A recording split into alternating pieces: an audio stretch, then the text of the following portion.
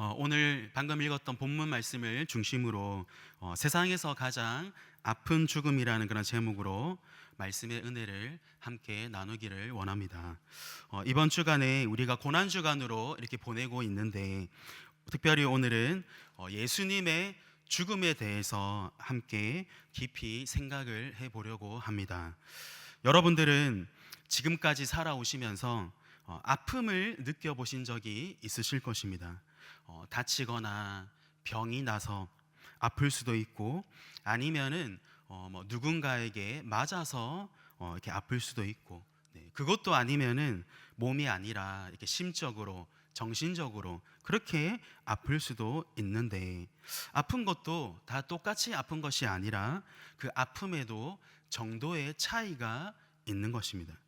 아픈 게 다 아프지 아픈 게 차이가 있습니까? 이렇게 말하실지 모르겠지만은 이 아픔에도 많이 아프냐 아니면은 조금 아프냐, 이 정도의 차이가 분명히 있는 것입니다.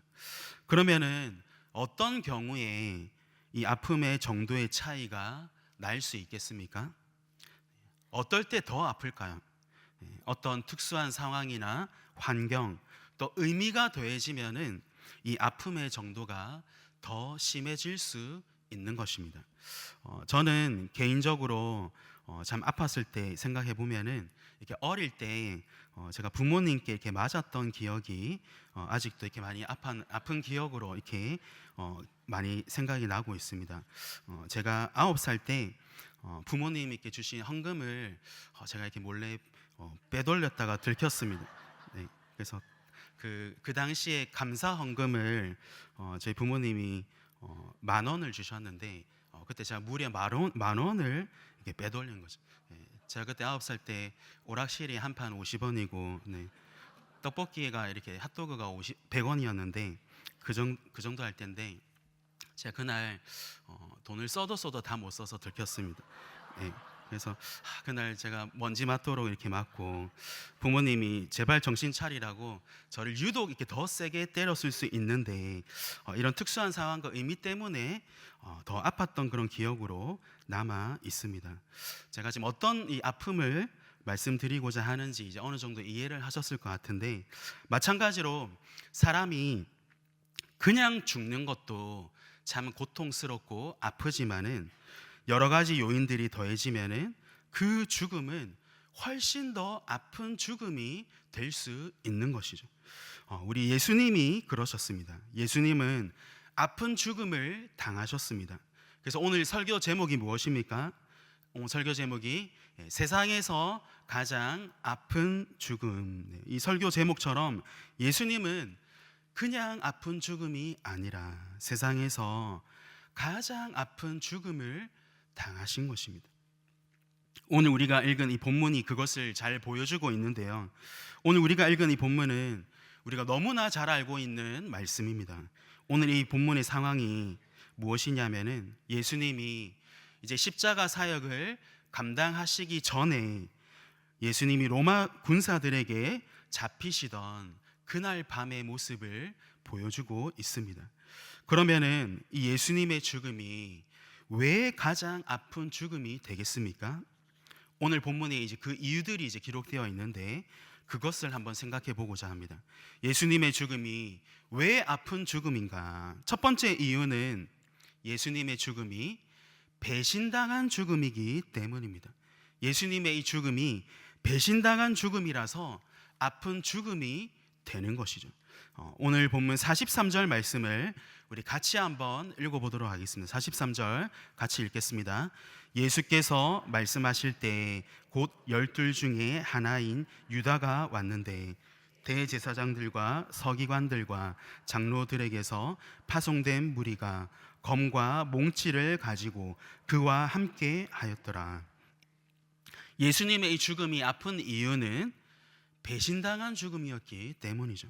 특히 정말 믿었던 사람에게 배신을 당하고 죽임 당하셨기 때문에 이 예수님의 죽음이 더 아픈 것입니다. 43절 말씀을 다시 한번 보시면은 12 중에 하나인 유다가 왔는데, 지금 가론 유다가 예수님께 왜 온 것입니까? 네, 예수님을 배신하러 지금 온 것이죠. 근데 이 가룟 유다가 올 때 그냥 혼자 온 것이 아니었습니다. 누구를 데리고 왔습니까? 칼과 몽치를 든 로마 병사들과 함께 온 것입니다.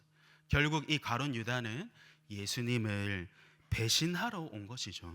이것이 진짜 마음이 아픈 것입니다. 혹시 여러분들은 배신을 당해 본 적 있으십니까? 배신을 당해 본 적. 배신을 당하면은 마음이 어떻겠습니까? 너무 아프죠. 근데 이 배신도 누가 배신을 했느냐에 따라서 그 배신당한 아픔의 정도가 차이가 날 수 있는 것입니다. 내가 잘 알지 못하는 사람이 나를 속이고 또 사기치고 배신하면은 마음이 아픕니까 안 아픕니까? 그것도 당연히 아프죠. 근데 모르는 사람이 그래도 아플 텐데 이 사람만은 절대로 나를 배신하지 않을 거야. 내가 정말 믿고 신뢰하던 사람이 그런 사람이 배신한다면은 어떻겠습니까?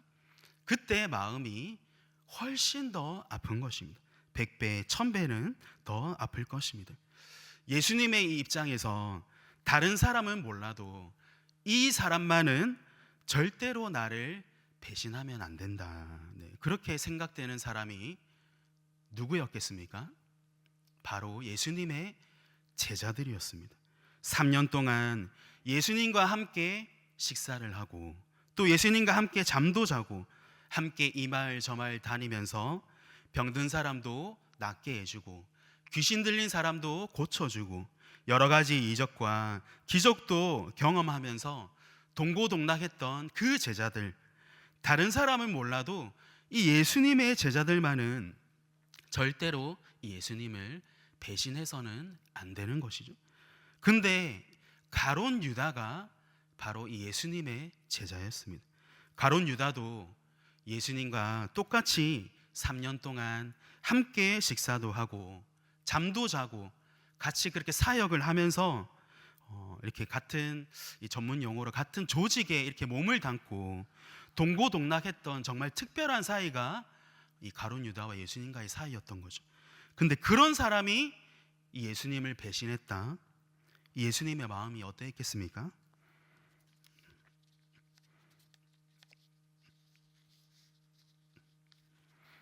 네, 예수님의 마음이 정말 찢어지게 아팠을 것입니다. 결국 예수님은 로마 병사들에게 잡히시고 십자가에 달려서 돌아가시게 됩니다. 예수님의 이 십자가의 죽음이 더 아팠던 이유는 배신당한 죽음이었기 때문이다. 이게 첫 번째 우리 생각해 볼 수 있는 것이죠. 예수님의 죽음이 왜 아픈 죽음인가? 두 번째 이유는 배신당한 장소 때문입니다. 배신당한 장소 때문에 이 예수님의 죽음이 더 아픈 죽음이다. 43절 말씀을 다시 한번 보십시오. 43절 말고 우리 아까 읽었지만 같이 다시 한번 더 읽어보도록 하겠습니다. 예수께서 말씀하실 때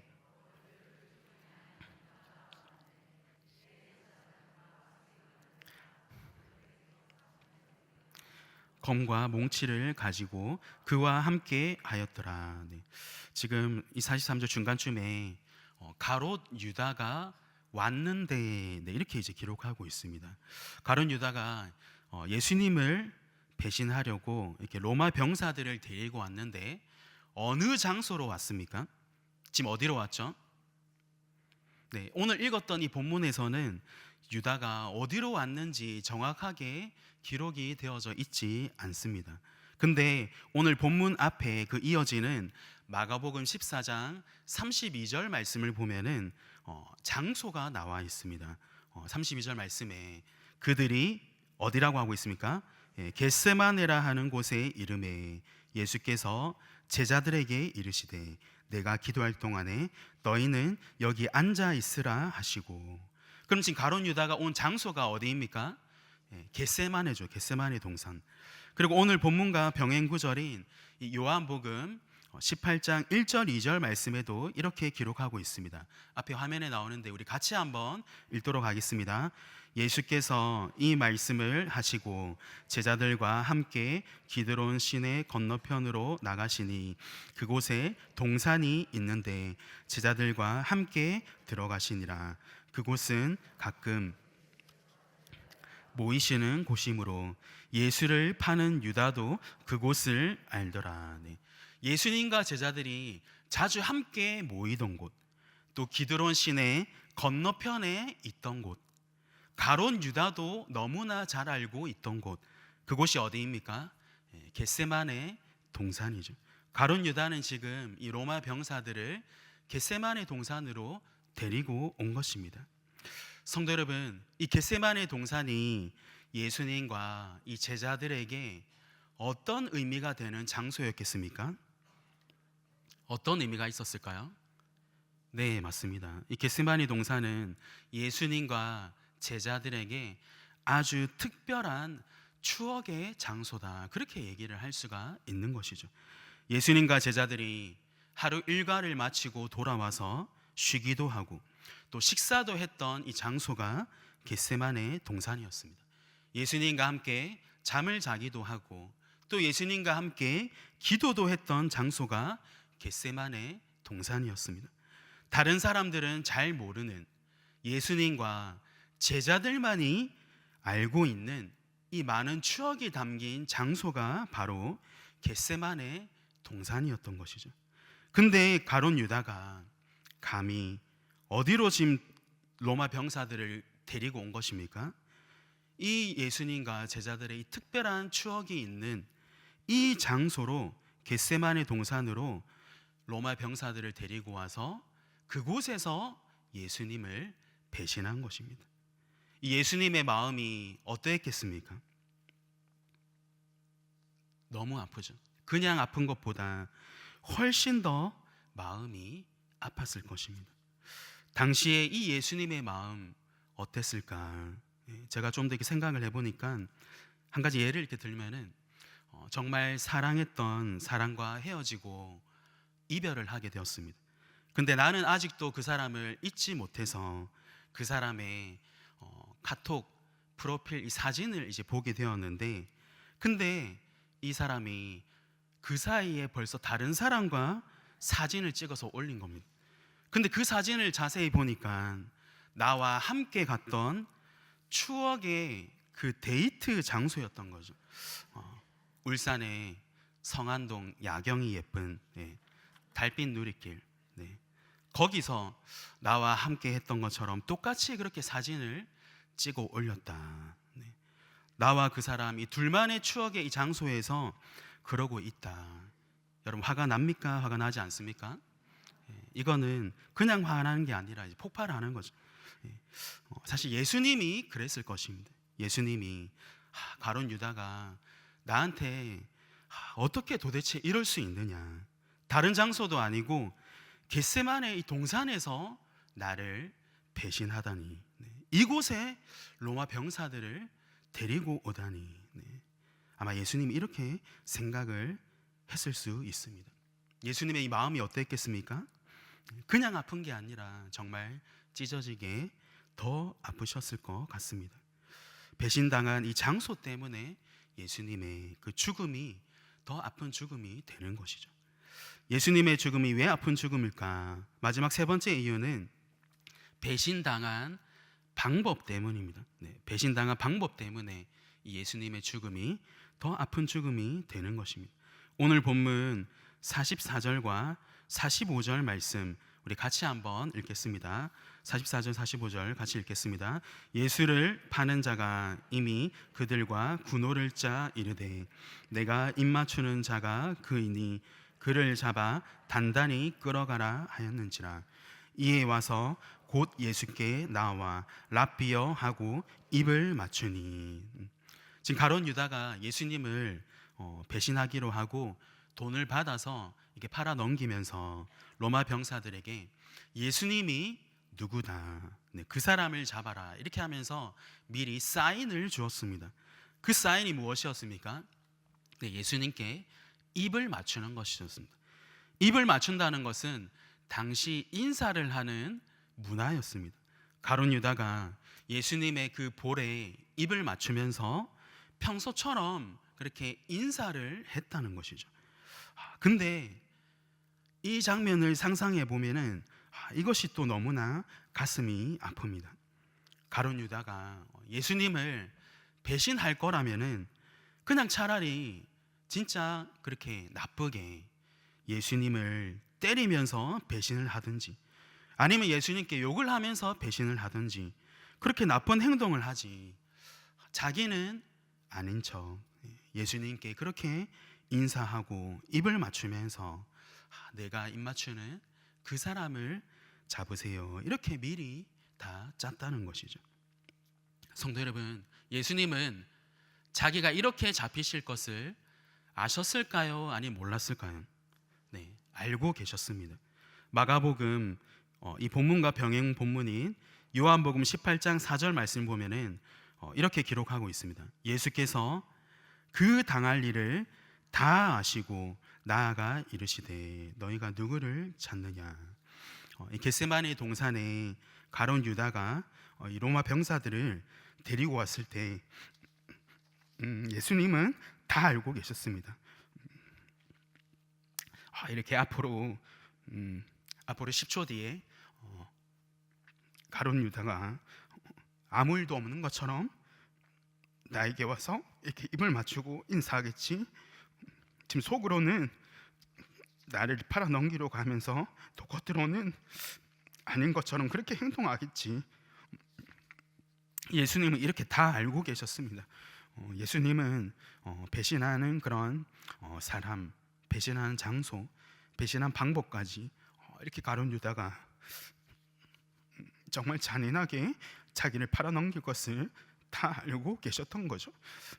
이 모든 것을 알고 있는 예수님의 마음이 어떠했겠습니까? 그냥 이렇게 조금 아픈 것이 아니라 정말 가슴이 찢어지도록 너무나 아팠을 것입니다.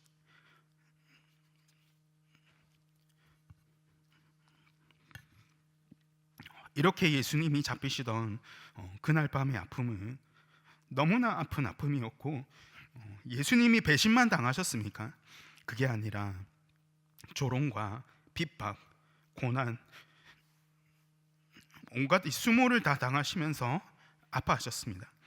이런 육체적, 정신적 아픔만이 아니라 예수님은 하나님과 단절되는 이 영적인 아픔까지, 그렇게 예수님은 우리가 다 알지 못하는 그 모든 아픔을 끌어안고 십자가 죽음을 당하셔야 했던 것이죠. 마지막으로 우리는 이렇게 한 가지를 한번 생각을 해보려고 합니다. 예수님이 왜 이렇게 아픈 죽음을 당하셔야 했던 것인가? 오늘 이 설교에서 이제 이 부분이 제일 중요합니다. 예수님이 왜 이렇게 아픈 죽음을 당하셔야만 했던 것일까? 예수님께서 이렇게 배신과 조롱과 온갖 수모를 다 당하시고 고난 받으면서 이렇게 아프게 돌아가시지 않아도 사실 되는 거잖아요. 뭐 이렇게 말하면 좀 그럴 수 있지만은 예수님이 그냥 아프지 않으시고 그냥 한 번에 바로 그렇게 죽으셔도 되지 않습니까?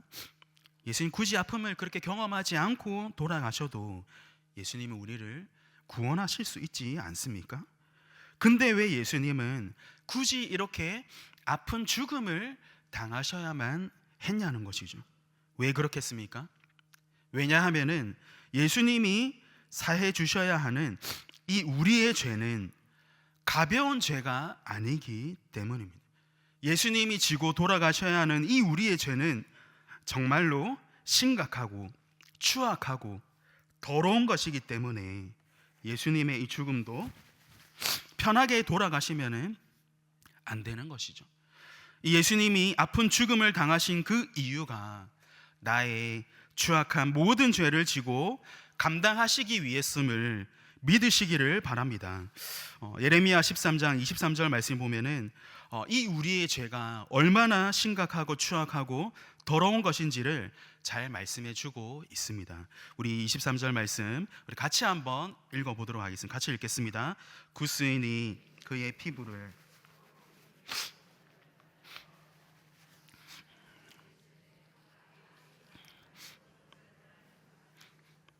네, 여기서 구스인은 아프리카 에디오피아의 사람을 뜻합니다.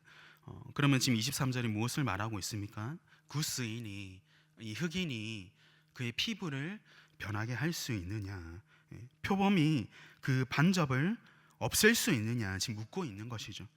이것은 할 수 있다는 것입니까? 할 수 없다는 것입니까? 할 수 없다는 것입니다. 할 수 있다면은 악에 익숙한 너희도 선을 행할 수 있으리라.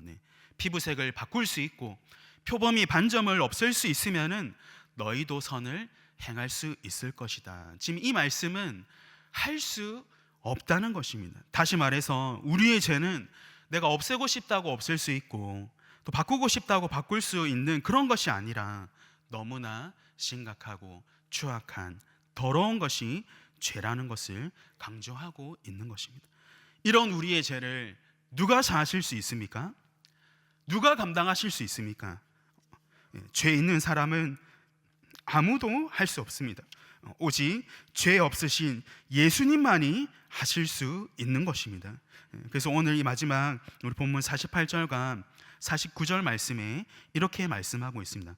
우리 48절은 제가 읽고 49절을 함께 읽어보도록 하겠습니다.